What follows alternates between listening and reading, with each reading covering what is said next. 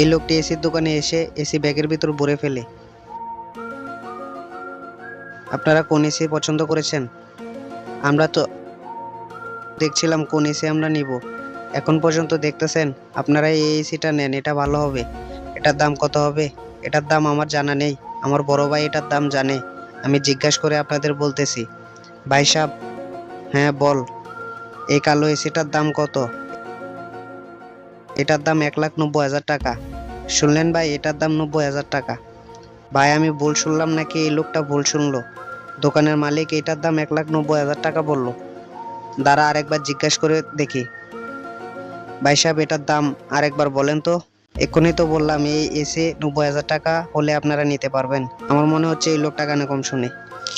আমার শয়তানি মাথায় এটাই মনে হচ্ছে। এই এসিটা কিনে আমরা চুরির দোকানে ডাবল দামে বিক্রি করব। ভাই আপনারা কি চিন্তা করলেন?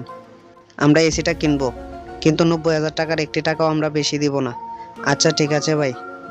ভাই আপনারা কাউন্টারের পাশে বসেন, আমি এক্ষুনি এটা প্যাক করে দিচ্ছি। এই ছোট, এই এসির প্যাকেটটা নিয়ে আয়। আমরা তো 90,000 টাকায় দুইটা এসি পেয়ে গেলাম।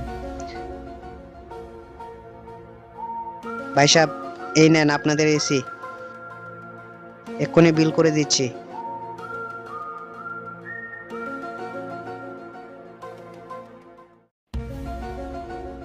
টাকা বের করো। এই নেন ভাই আপনাদের বিল। এই নেন 90,000 টাকা। টাকা ঠিক আছে, আবার আসবেন ভাই। ঠিক আছে ভাই, আমরা আসি তাহলে। আরে ছোট, কি বোকাটাই না বানালি ওদের।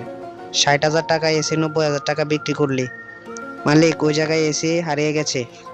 চিন্তা করিস না, ওই জায়গায় শুধু এসির কাভার রেখেছিলাম।